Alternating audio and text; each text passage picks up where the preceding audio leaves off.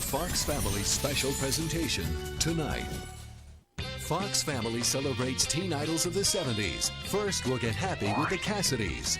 Sean, David, and Shirley Jones. Then grow up with the Osmonds. From their early hits to their darkest family secrets. Donnie wears a corset. Now, Fox Family Channel presents Famous Families, the Cassidys and the Osmonds. On this episode of Famous Families, the Osmonds, one of the biggest and best-known families in show business. But up next on Famous Families, the Cassidys, a family bursting with talent, fame, and achievement, featuring rare stills and film clips from the early years, when Jack Cassidy and Shirley Jones were taking Broadway and Hollywood by storm. I was so naive and so young that I didn't really realize what happened to me. Exclusive interviews with all four Cassidy brothers. We weren't killing each other. We were very supportive. You'll hear firsthand about their brightest moments and their darkest times. I fell to my knees and I began to uncontrollably wail. So get ready for Famous Families' visit with the charming, witty, and always fascinating Cassidys.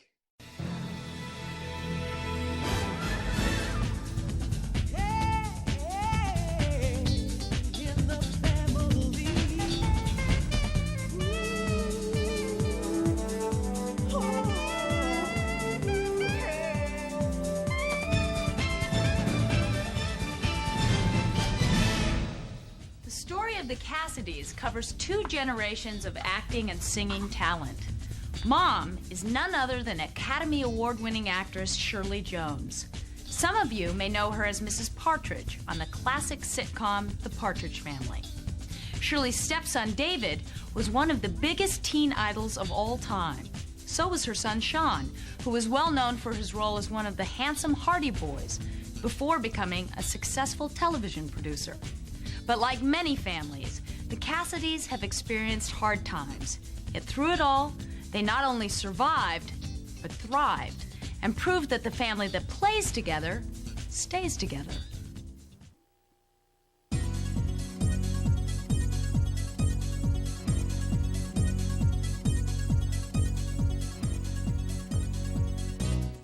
In the early 1970s, David Cassidy was one of the biggest stars of his time, who segued his success on the hit TV sitcom The Partridge Family to become an international teen idol and a pop music superstar. He was the teen idol of America. David's brother, Sean Cassidy, mirrored his success with a style all his own. I really believe he's, again, a very big talent. Sean's mother, Shirley Jones, was an actress handpicked by producers Rogers and Hammerstein to star in their musicals. She later went on to win an Academy Award and to become America's most famous mom. When people come up to me and say, God, I've grown up with your mom, and I've always felt like your mom was my mom, and I said, well, you've made a good choice. And then there are the younger Cassidy brothers, Patrick and Ryan, who have found their own successful niche in the entertainment world. But the full story of the Cassidy family actually begins with Jack Cassidy, a charismatic matinee idol of the 40s and 50s whose career spanned from Broadway to television and films. I thought of Jack as somebody who was a born performer. Well, it's painfully obvious. One of these men had Jim killed. The man who began the Cassidy legacy and who continues to exert a powerful influence on the entire family was born in 1927 in Richmond Hill, Long Island, just across the river from New York City. My father came from a working-class, blue-collar background. All of his family was in the railroad, Long Island Railroad. Jack's rebellious attitude, combined with his charisma and beautiful singing voice, led him to the stage. It was the same path his first wife, Evelyn Ward, took when she rebelled against her parents. My father set up for me to have a job, possibly, if I passed the exam at the Prudential Life Insurance Company in Newark. Anyhow, I get in the middle of this test, and I said, this is ridiculous. I don't like this. I put the thing down, and I left and went into New York. I went to the Roxy Theater and got a job as a Roxyette like that. Evelyn first met Jack while working on a stage production called Firebrand of Flies. he took an immediate interest in the stunning brunette. Would you stop following me? I'm busy. I was always doing that. Finally, I thought one day, you know what? I better stop doing this. This is making it more interesting for him. You know, so we finally did get together. He finally grabbed me one day and said, listen, you gotta listen to me. So I did. The two were married in 1948. Soon after that, their only son David was born. I used to call him Smiling Sam. He had this beautiful smile. He was a very happy child. But the happy times were few. By the time David began elementary school, Jack and Evelyn had separated. They kept the separation a secret, telling him only that his father was on the road. It was a secret that would not last. I must have been about 5 and tossing the ball around. And I remember the kid next door and the kid across the street were saying, oh, you know, your parents are divorced. And I didn't know what it meant, but I knew it was a bad thing. When David asked his mother about the divorce, she told him to ask his father. It took all of the 5-year-old boy's courage to approach his dad, but one day he did. My father came and picked me up, and on the way driving into New York, I went, oh, by the way, Dad, are you and Mom divorced? And he said, he looked over at me in the way only he could look and said, yes. He took me and bought me a puppy that day. It was a nice gesture, but wasn't what I was looking for. The day David learned his parents were divorced was also the day he met his father's new wife, but not in person. Jack's second wife, actress Shirley Jones, was starring in a new hit film called Oklahoma. He takes me into the movie theater, and I see the last 10 minutes of a movie. I don't see the movie at all, I just see her. And I go, it sort of doesn't really quite register with me, because I'm in total shock. At the time, the woman David was introduced to on the movie screen represented everything wholesome and pure. It was an image that stemmed from her childhood in rural Smithton, Pennsylvania. I had the privilege of being brought up in a small town, and it was wonderful. And when I say small, it was 800 people. Shirley Jones was born the only daughter of a brewery owner and a traditional housewife. As soon as Shirley was able to talk, those around her immediately realized she had been born with an amazing talent. It was a God-given gift. I mean, I was able to sing when I was a toddler. And my aunt would sit with me at age 2, 3, 4 and teach me songs. And I was singing God Bless America when I was 4 years old. Shirley began her career at the Pittsburgh Playhouse, where she sang and acted in numerous productions. It was her singing teacher there who encouraged Shirley to enter the Miss Pittsburgh contest. Shirley was tempted when she saw that other girls were doing it, and so she wanted to win, and she did. Although Shirley enjoyed singing, her dream was to be a veterinarian. That all changed when she turned 18, and a talent agent persuaded her to stay in New York for a year to audition for roles in musicals. That very first week, Gus Shermer sent me to an open audition for Rodgers and Hammerstein's casting director. If Shirley was nervous about auditioning for the team responsible for hit musical productions such as Oklahoma and South Pacific, she didn't show it. Her voice and charm impressed not only the casting director, but Richard Rodgers himself. I sang for him, and he said, Miss Jones, I'm going to call my partner, Oscar Hammerstein, at home. Could you wait about a half an hour here until he arrives? I want him to hear you. Shirley was immediately put into the chorus of South Pacific, but Rodgers and Hammerstein had much more in mind for the young ingenue. Shirley was soon cast as the female lead in the film version of Oklahoma.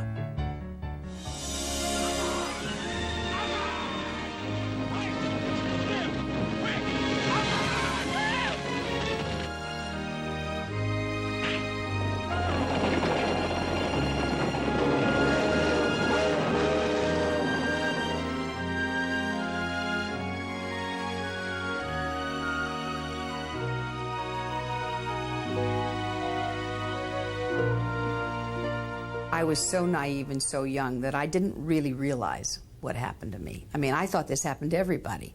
I thought, oh, this is show business is easy. All you do is go and sing for somebody and you get a job, you know. When Shirley was cast in the stage production of Oklahoma, she met Jack Cassidy, who was cast as the dashing male lead. I said, my name is Jack Cassidy. And he said, I know who you are. And he said, I'm really looking forward to working with you.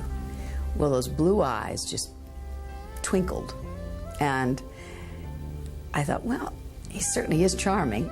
Shirley and Jack Cassidy married in August 1956, casting Shirley into the undesirable role of David's stepmother. Well, of course, instantly I wanted to hate her, but the instant that I met her, I got the essence of her, which is that she's a very warm, open, sweet, good human being. That same year, the movie musical Carousel was released, solidifying Shirley Jones' position as America's musical sweetheart. If I loved you. But you don't.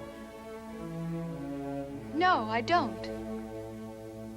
But somehow I can see just exactly how I'd be.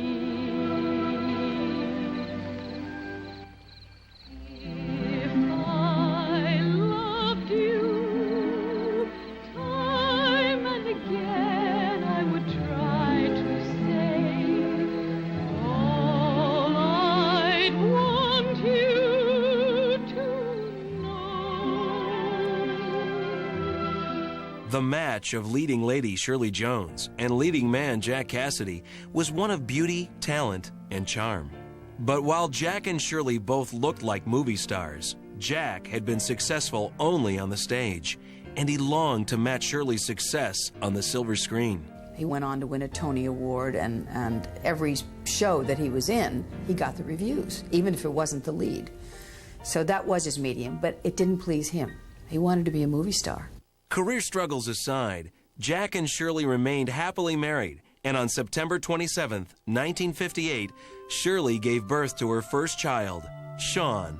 I had agents and managers and business managers and even husbands say, no, you got to work. You cannot have children right away. You cannot, So I put it off, and I couldn't. I said, I'm not going to. And I went against everybody's say, and got pregnant. And it was just the most wonderful thing that ever happened. Little did she know that her joy at motherhood would in time merge with her acting talent to create one of her best remembered and most loved roles. Up next, David gets 2 more brothers and a make-believe family. They introduced me to the lead actress, who is Shirley Jones. I said, "What are you doing here?" She said, "I'm the mother." I said, "You're kidding." The answer when Famous Families return. Now Fox Family Channel presents Famous Families, the Cassidys and the Osmonds. In 1960, Shirley Jones' already booming career took another quantum leap forward when the woman formerly known for her wide-eyed innocence was cast as a prostitute in the hit dramatic film Elmer Gantry. You really think I want to sit still for a shakedown? Baby, how could I put the squeeze The old on Thatcher you? game, huh? Who's going to take the word of a $5 hooker You better against make it Elmer good. Gantry? You hate Gantry that much? Shirley's riveting performance opposite Burt Lancaster won her an Academy Award as Best Supporting Actress.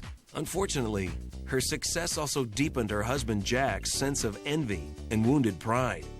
Though he continued to work regularly, always earning great reviews, he moved no closer to his dream of being a movie star. Jack was struggling, and I think that Shirley was very sensitive to that, almost to the point where she wanted to hold her career back a little bit.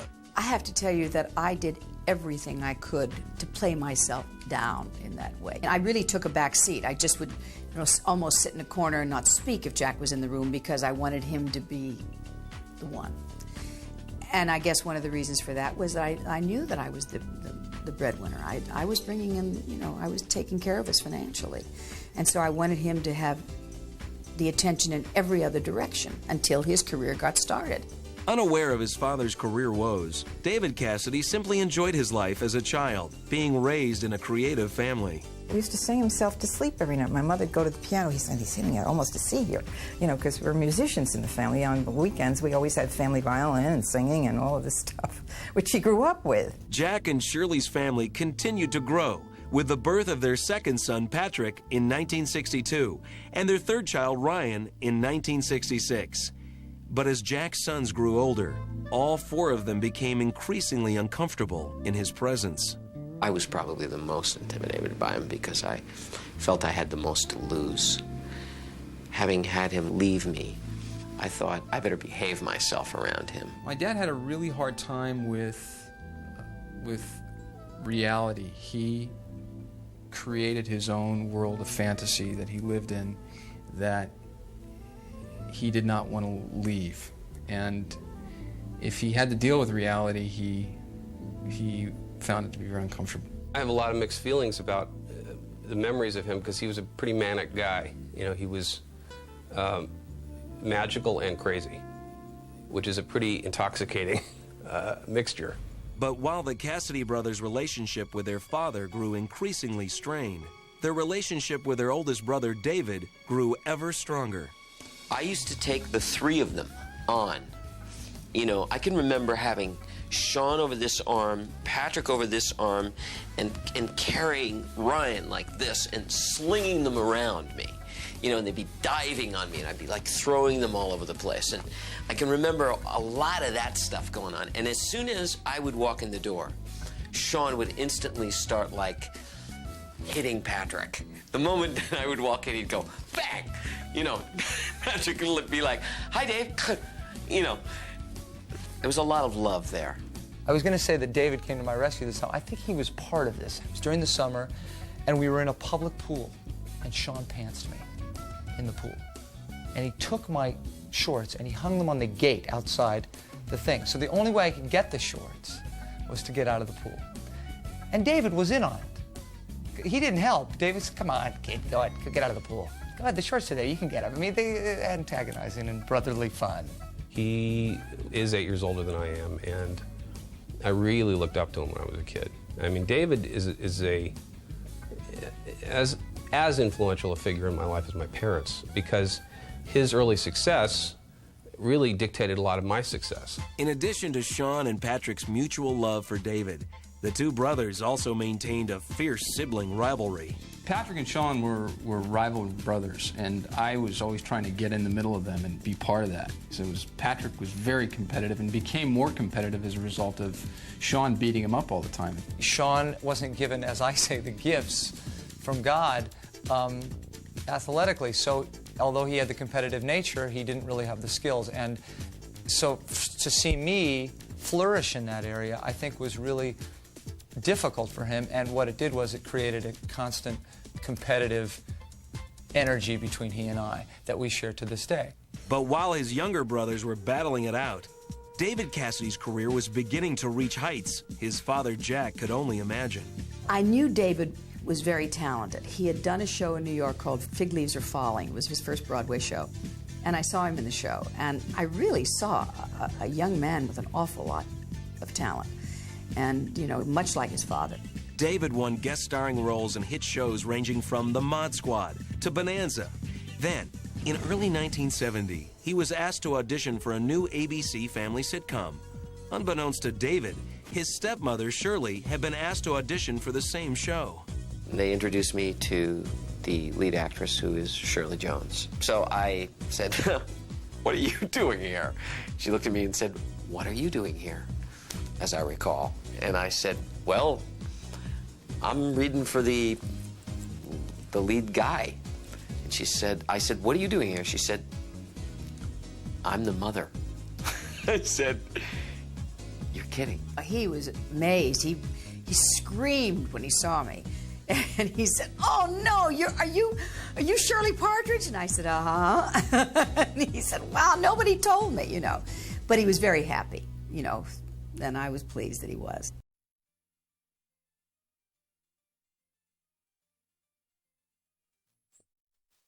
Hello world, hear the song that we're singing. Come on, get happy. The Partridge Family TV series, which premiered in September 1970, became one of the most successful television shows in history. And the match of David and Shirley turned out to be one of those rare moments of Hollywood magic. Will you take one word of advice? Sure, what? Eat. You look pale. Mom, how can you think about eating when I'm having trouble with my reprise? Honey, even Mozart had a mother. The show was simple. It was family fare. It was fun to do. We had music, which was an unusual thing for a sitcom at that time. To me, that was the cherry on the cake, and why the show was so successful is because we did have music, and we had David. I mean, it just worked like a charm. The innocent charm and magic of the Partridge Family affected the other cast members as well. Susan and I were the closest in age, and Susan and I became really very close confidants and good friends. And I loved Susan like a sister. I have a tremendous amount of love and respect for her, and at a time when we were both really young, we had an enormous impact on a whole generation of people. And that's something quite extraordinary. The Partridge Family also had a powerful influence on Shirley's sons Sean and Ryan. The Partridge Family was a big deal because it was a show that appealed to our generation. Telling your friends that your mom was an Elmer Gantry didn't have quite the same weight as, you know, she's on this show at 8 o'clock on Friday night. I remember always wanting to skip school and go hang out on the set with my mom, and as I became friends with everybody as a kid, it was like, you know, I loved it. The role of Mrs. Partridge was one Shirley Jones found natural, both on screen and off. I was causing a little problem on the set, and being, you know, a bad 12-year-old or whatever, no big deal, but Shirley had had enough. And finally she looked at me and she said, "Danny, I want you to stop that right now and go to your room." And she pointed upstairs to a set where there was no room. There was no real room. She was going to ground me to a fictitious bedroom. But she really became the mom of that show. She really did. When people come up to me and say, "God, I've grown up with your mom," and I've always felt like your mom was my mom, and I said, "Well, you've made a good choice because she is what you see. You're not being deceived by that image on television." Hey, Mom, you're really great out there. I was? Mm-hmm. We're even thinking of sending you to Washington. David's and Shirley's on-screen roles as mother and son were so convincing that they led to a real-life confusion that has lasted to this day. David was a complete novelty coming into this thing. You know, as I say, he was the guy at our house, and then he's the guy on the show with my mom, playing my mom's son, but he's not my mom's son. He's my father's son, but, you know, and that's been an explanation we've all had to go through for years. During its 4 seasons on the air, the Partridge Family established both David Cassidy and Shirley Jones as 2 of America's most popular and beloved TV stars. Sadly, as David would soon discover, fame and popularity often come at a high price. When Famous Families returns, David Cassidy struggles with the painful downside of fame. It was the more famous I became, the more successful I became, the more he resented me. By 1971, The Partridge Family was in its 2nd season on television, and David Cassidy had become a pop phenomenon. With his wholesome good looks and catchy bubblegum rock tunes, David had captured the hearts of millions of teenage girls and the envy of teenage boys. He wore really cool clothes. He had the best 70s hairdo you ever saw. He had love beads or puka shells around his neck. He was just everything I wanted to be when I grew up. When I was 10 years old and saw David Cassidy, I thought, God, I want to be just like that guy. The show's producers were only too eager to capitalize on David's money-making potential. They were making dolls, lunchboxes, comic books, bubblegum cards, dresses, and I kept scratching my head going, what is this all about? I'm an actor, I'm a singer, I play guitar, I write songs. That's all I do. And, you know, it quickly became just mania. David Cassidy became the most popular teen celebrity in America, selling millions of records and selling out rock concerts around the world. But David wasn't the only Cassidy affected by the Partridge Family's success. My mom, you know, she'll tell you this, but she did a series because she wanted to be at home with us. And I get that. But what came with that bargain was this incredible popularity on television, so we couldn't go out with her as much anymore. You know, television stars are very approachable to the public, whereas movie stars retain, or at least they used to, retain more of a, you know, untouchable quality. But suddenly she was Mrs. Partridge and everybody was coming up to her. But the demands of fame weighed most heavily on the show's star, David Cassidy. He would shoot 12 hours a day on the Partridge Family. He'd go into a recording studio at night and record all the records that the Partridge Family would, you know, pretend to sing the next day. And then he would go on concert tours all over the world on the weekends. So the guy worked 16, 18-hour days, 7 days a week. The more and more famous I became, the more the hysteria and the madness and the touring and everything turned into, one thing turned into another. I couldn't go anywhere anymore. I lived in a vacuum. I lived around security guards. I couldn't get in and out of the studio anymore. I had to go in different gates every night. You know, people were slinging themselves over the gate and barbed wire. And, oh, it was just, you know. I was very worried about David. He'd show up on a Monday with no sleep, becoming terrified of the fans, becoming terrified of the press, wanting to hide in his trailer every minute. And what I saw starting to happen was total withdrawal. And that can happen, and that's what happened to David. He withdrew. To make matters worse, David felt that despite all his hard work, his true talents were unrecognized and unappreciated. He says, Mom, I don't want to be a teeny bopper idol. I want to be a serious actor. I said, honey, you don't have a choice. Every time you get on the screen, the girls go crazy. And it was true. The stuff that really hit David hard emotionally had more to do with his identity and what they were taking from him, you know, who am I and all that stuff. The respect and admiration David desired most was from his father, Jack. Yet that too became a casualty of fame. The irony of my success was the more famous I became, the more successful I became, the more he resented me. So the more what I really wanted him to do is say, great job, David. Look how wonderful you're doing. And what I got was anger and hostility and jealousy. Given the vanity of Jack Cassidy, let's say the pride of Jack Cassidy, that he could only enjoy David's success up to a certain point, and then it began to hurt. Finally, after 4 demanding seasons of The Partridge Family, David decided he had had enough. It was beyond sane. That's all my recollection of it now. The only way to end it was for me to walk away from it, and I ended everybody's happy family, I think, and I have extremely fond recollection of being around all of them, and I think that showed. But I think in a lot of ways they would have liked it to go on, all of them, and I couldn't. But at the same time David Cassidy was feeling driven to exit the spotlight, another Cassidy was only too eager to take his place. I wanted to be a pop star, like this wonderful model I had in my older brother David. Seemed like a good job, good way to meet girls. Ask a lot of pop stars, they'll tell you that was their prime motive there. You can't blame someone at 15 or 16 going, you know, look, he's got chicks everywhere, he's making lots of money, he's driving limos, he's real famous, he's making records, he's doing concerts. And I think initially that was his attraction to it. He said, wow, this looks easy, I can do that.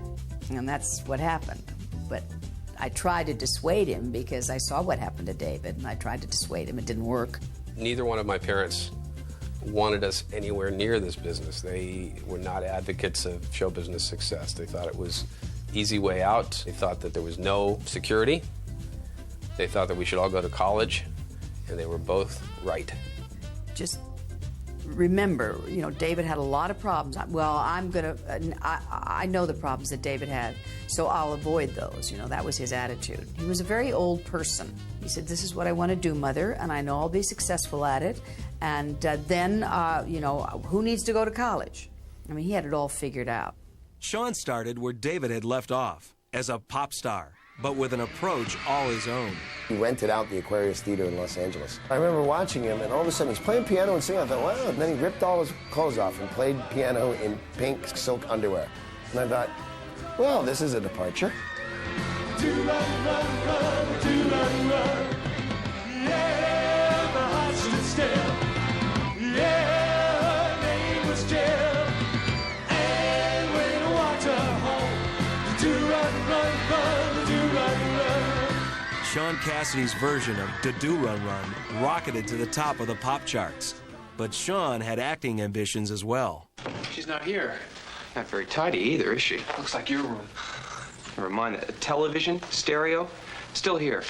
It's not your ordinary robber. Whoever it was had to be looking for something. Some really fine stuff in here. It's pretty fancy on a stew's salary. Screen tested a lot of people, and the last guy I tested with was Parker Stevenson, who became a good friend and remains a friend. And we did the show for 2.5 years. Once again, Jack Cassidy watched as one of his family members achieved a degree of success he could only dream of having. Yet once again, he felt no sense of pride. Instead, his emotions turned ever darker and self-destructive. Thus was the stage set for what would be a sad and tragic end. When we return, a senseless tragedy pulls the Cassidys even closer together. I kept hearing these reports and going, it's not my dad. It's not my father. It can't be my father. Even as Shirley, David, and Sean Cassidy's careers flourished, Jack Cassidy grew ever more dissatisfied with his own.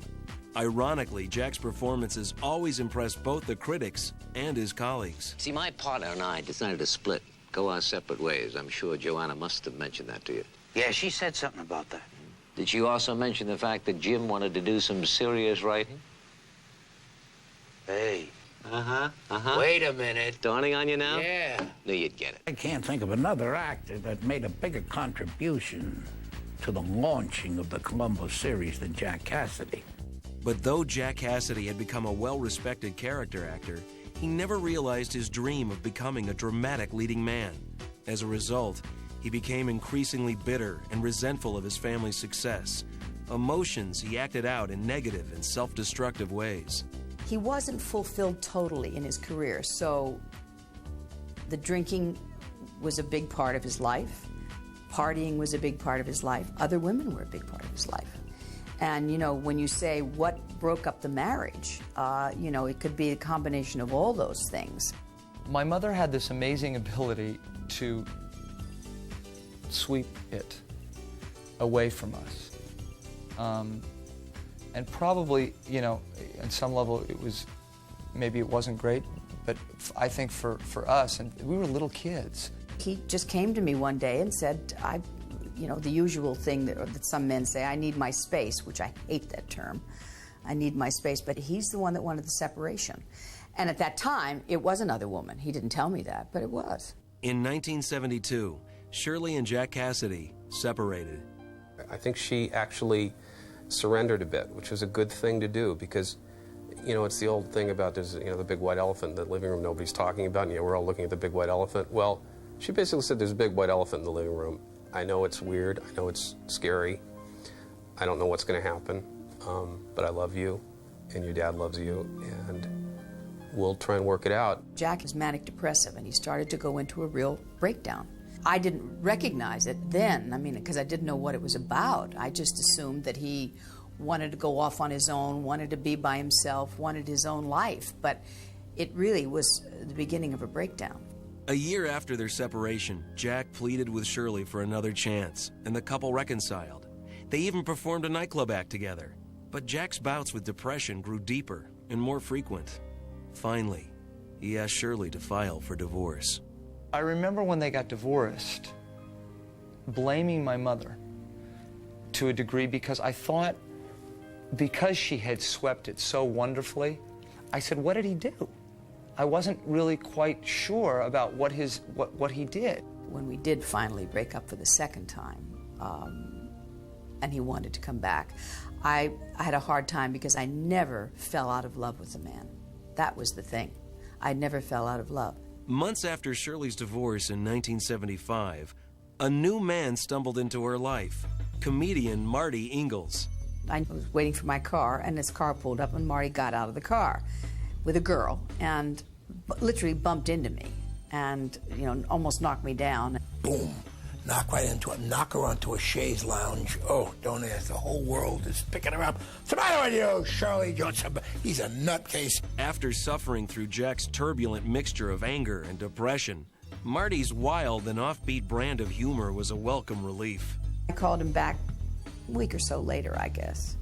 I wasn't sure I was ready for this, but I figured, well, nice talk on the phone. Had a little piece of paper with 1,000 things written on it because I was waiting all these weeks to talk to her. I hear this scratchy voice, and he said, oh, it's you. Oh. He said, wait a minute, I have to get my notes. I said, notes? He got off the phone and came back, and he started with this whole list of things. Oh, I think you're beautiful. I want to take you to the prom. I started to giggle. Just before I was finishing, she cut me off. She said, look, if all this is to take me to dinner, I would love to go with you. I went out with him, and I found him different. Should I say the word different?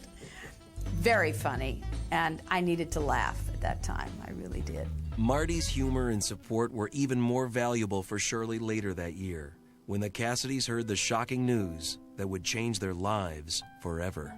The producer of a show I was doing at the time, the Hardy Boys, called me at 5:30 in the morning, Glenn Larson. He said, there's been a fire in your father's apartment. I had been sleeping over at a friend's house. So I jumped on my bike, I rode home. You never forget, that's those things you never forget. I had a powder blue Schwinn that my father had gotten me. And I rode home as quickly as I could and got to the house, and my mother was in the living room, and there was people scattered about. The date was December 12th, 1976. Jack Cassidy's brilliant but tortured life ended in a freak fire started by a cigarette while he was asleep on a sofa.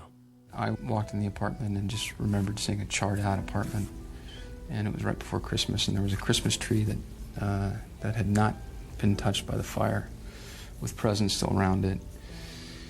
And I just remember absorbing all this very, a very painful sight that will probably live with me until the day that I die. Even as his sons began to mourn their father's death, they drew closer as a family. I really felt my father go through me, and I held my brothers, my three brothers, like this, and we held each other, and I remember saying, this is the reason that he was here. I remember sort of wandering at one point through the living room into the den, and there was Sean, and he was in the middle of the living room, and he was bawling. I mean, he was really crying for the first time, and I was seeing my brother cry for the first time, which to me was, I was just amazed, and I was sitting there crying too, and we just went to one another and hugged, and that was the first time he and I had ever embraced of any kind. We started looking for aspects of our father in each other, and I discovered aspects of my father that I didn't know were in Ryan or didn't know were in Patrick, but have found them over the years as they've gotten older. So he doesn't die in that sense. If you put all four of us together in the same space, you might get most of the talent he had, because I think he had more than any person I've ever met. And I just feel blessed to have what I've got. The entire Cassidy family tried to keep busy following Jack's death. Unfortunately for Sean, his time as America's top teen idol was drawing to an end. In the summer of '79, the Hardy Boys went off the air. Despite the clear evidence of how the ups and downs of show business had affected his brothers and his parents, Patrick Cassidy was eager to make his own run at stardom. Coming out of high school, I had every record company at the time, both the ones that represented my brothers and other ones, interested in me just because my last name was Cassidy, and, I could fit into the spandex pants pretty well, too. Patrick's entry into show business would soon be followed by the youngest of the Cassidy brothers, Ryan. For although the Cassidys knew all too well that fame could be fleeting, they also knew that show business was in their blood and that the show must go on. When Famous Families returns, the fame fades, but the Cassidys carry. In 1983, Ryan Cassidy became the fourth of the Cassidy brothers to venture into show business. He quickly landed a reoccurring role on the TV sitcom Facts of Life. Girls, I just want to let you know that whatever you decide, I'll understand. No pressure. Do what you think is best. Please let me stay! But unlike his brothers, Ryan soon decided he was more comfortable behind the scenes than in the spotlight. I was really, really intimidated by it all and didn't know why, if I was doing it really because is this something that I want to do? Do I have a real passion for being an actor, or am I doing it because this is what is expected of me? For Ryan Cassidy, the search for independence led him in a new direction. For the past few years, he's been a set designer. I thought, well, if I do something that is completely different from what my family does, I create my own little world, then I can say, well, this is what I do, and I enjoy it. By age 21, Sean Cassidy was married with children, semi-retired, but at a loss for what to do next. I did gardening, and I did, the John Lennon house husbanding thing, and I tried to create a house and an ideal of domesticity that ultimately, again, in retrospect, was about me growing up. David Cassidy's withdrawal mirrored Sean's in many ways. He, too, needed to rebuild his life, to come to terms with his father's death and the approval he so desperately needed, but never got. When I got into my 30s, and he was in his early 40s or late 30s,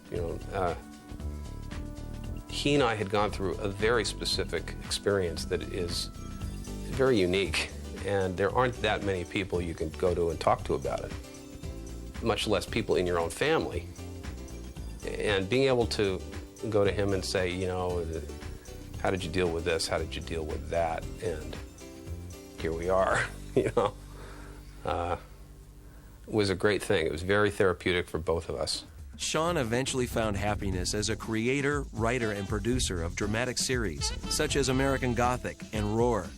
David, in turn, decided to resume acting, but in order to launch a successful comeback, he sought help from his family. The last acting I did was a show on Broadway called Blood Brothers with my brother David. And I was already very ensconced at Universal as a writer and a producer, and he called me to do the show with him. I had to twist his arm to do it also. He didn't want to do it. He's just like that. Sean agreed to do the Broadway show. The result was not only a hit, but a strengthening of the brothers' relationship. Suddenly we're on the cover of People magazine again, and throngs and throngs of now young women outside the stage door. But all of that was fine, but the best part of it was that David and I got to know each other as adults. Today, the Cassidys are all once again pursuing careers in show business. Shirley is busy appearing on television and in concert. David performs to sold-out crowds in the Las Vegas spectacle, FX. Sean creates and writes television series. Patrick performs on stage and screen. And Ryan designs sets. But beyond all their many career achievements, the Cassidys are most proud of their ever-growing family. I love being a grandparent. It's really fun. It's great fun. I couldn't be happier being a parent. It's the most uplifting, wonderful, can't put into words feeling daily. The family bonds of the Cassidys have endured throughout the ups and downs of fame and tragedy. Theirs is a legacy that is permanently etched on film, television, and recordings. It is a legacy that the family both appreciates and puts in its proper perspective. I think I've had a phenomenal career. I really do. As I said, as a youngster, I thought this happened to everybody. At age 65, almost 65, I realize it doesn't. It's not an ending, but it's a happy discovery in that I am working at what I think I'm meant to be doing. I'm wildly in love with my wife. At this particular time in my life, really happy with how we are as brothers and as people and connected, and I hope that stays, because ultimately that's the thing that, endures. For more than 5 decades, the Cassidy family has captivated millions with their talent.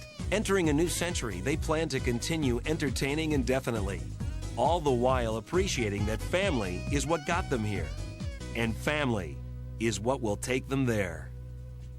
The story of Shirley, David, Sean, and all the Cassidys is truly amazing.